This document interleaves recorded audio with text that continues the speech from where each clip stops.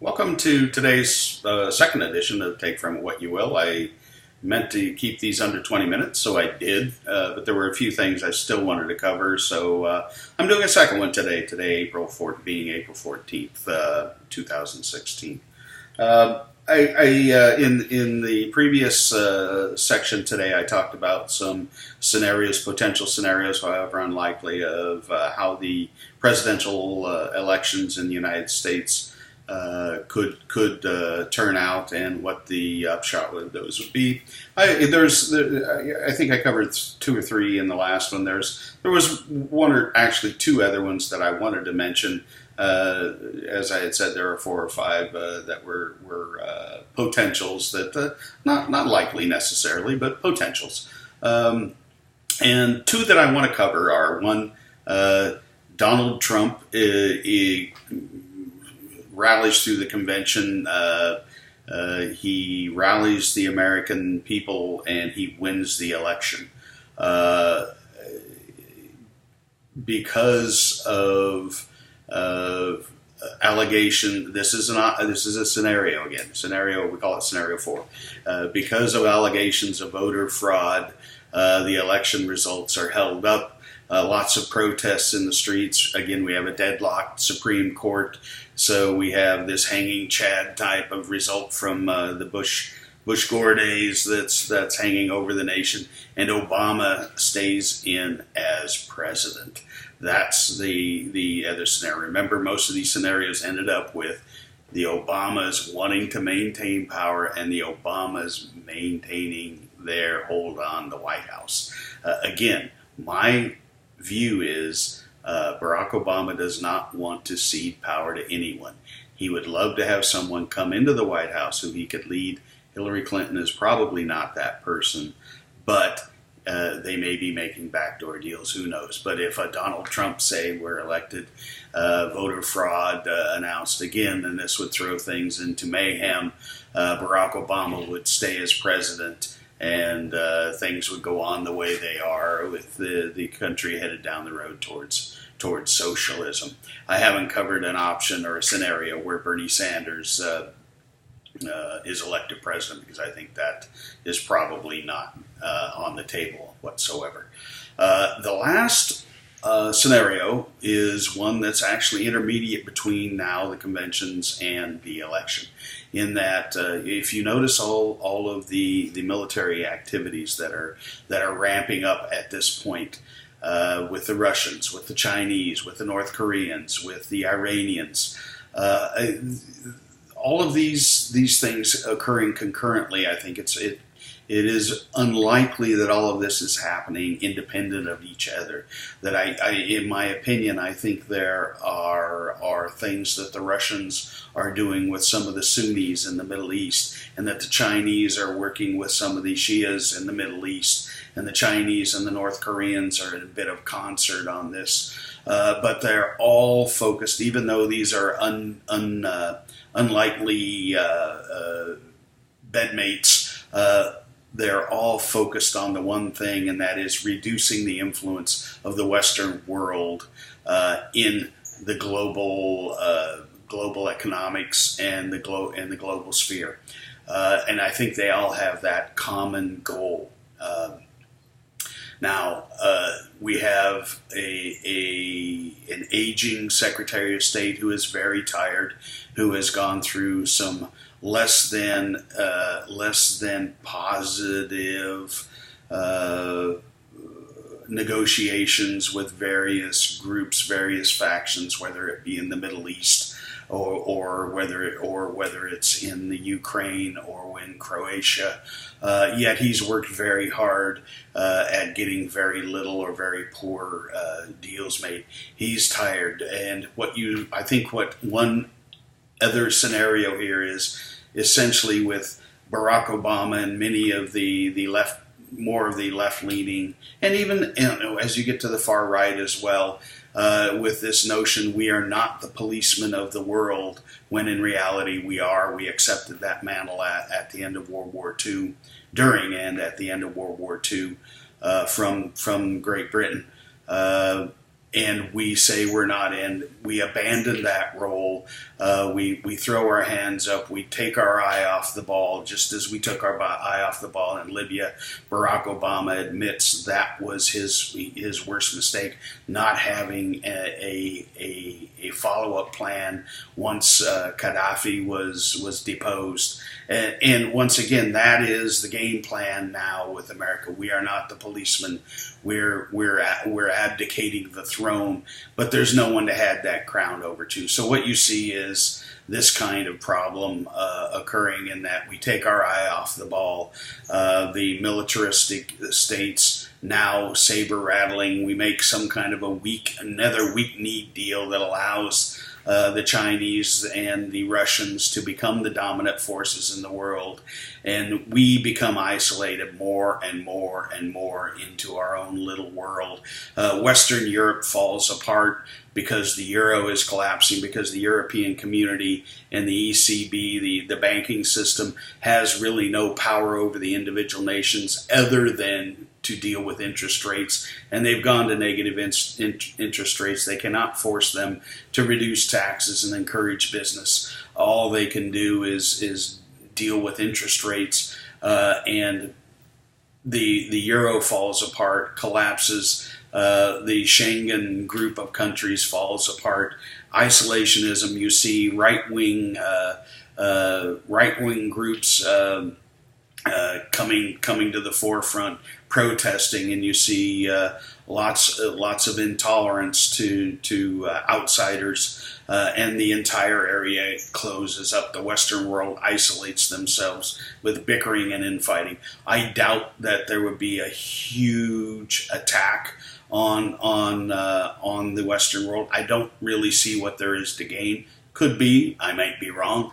I don't really see what there is to gain. However, I think the attack will be more economic through the Chinese and perhaps the Russians. The Chinese mainly, though, and with taking over the economic systems. Where you'll see the conflict is going to be where the natural resources are, which is going to be Africa. It's going to be Latin America. It's going to be Asia.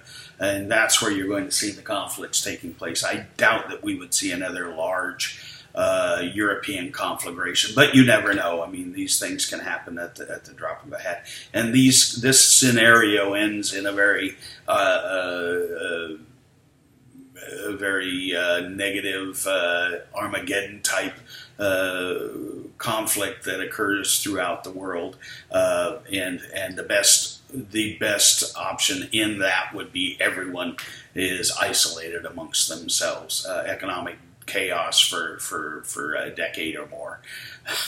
So there you've gotten to the last two of my scenarios of the apocalypse, according to Tim Miller, and take from it what you will. Again, I don't think these are likely. My personal opinion is that Hillary Clinton will be elected president. Barack Obama will step down, however reluctantly, but he will stay in Washington, and he will wield this same kind of power that he has, and he will use whatever he can to inflame racial tensions, and to keep that at the forefront, and to keep things moving in this leftist sort of trend, socialistic trend, marching down the road of, again, removing the United States from being the dominant power in the world, and moving us more towards a European type of economy. One other point I want to touch on, and this is completely unrelated, and it has to deal with Cuba. I live in South Florida. There's a lot of discussion about what's gone on in Cuba, and while the terrorist attacks were taking place in Brussels, President Obama visiting Cuba, doing the wave at a baseball game, and then the next day dancing the tango in Argentina. His explanation of that, fine, we take it as what it is. He won't let terrorism drive his life. But then you shouldn't be dropping everything to go attend the funeral of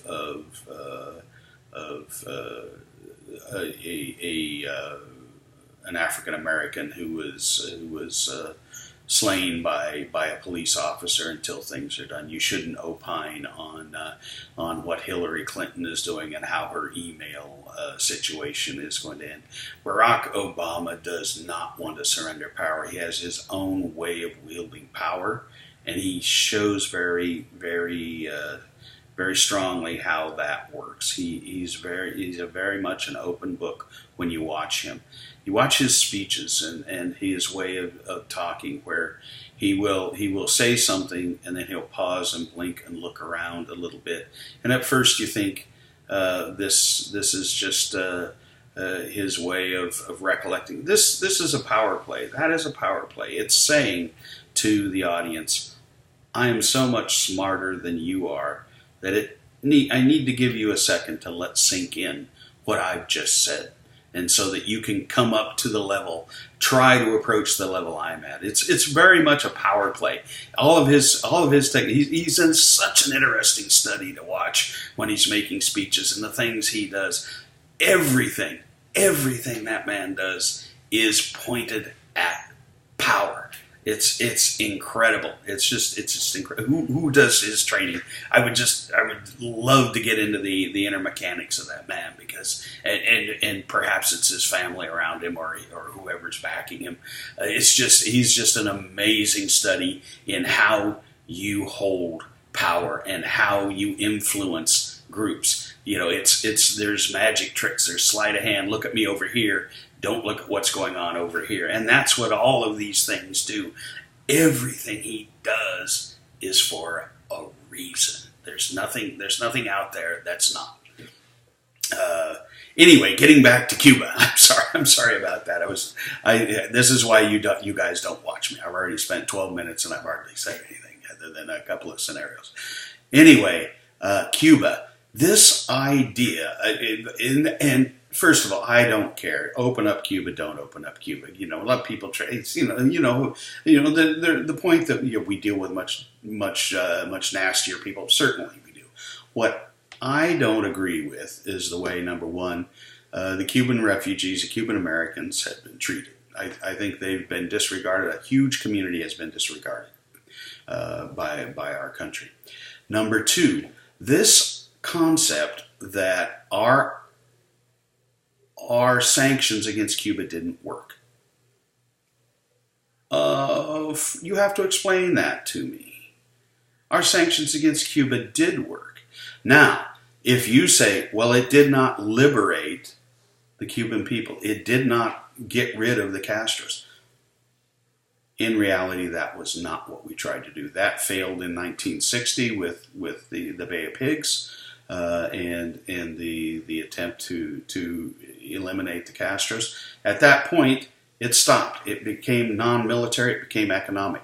What were the Cubans doing throughout the 60s and 70s while we were running these sanctions?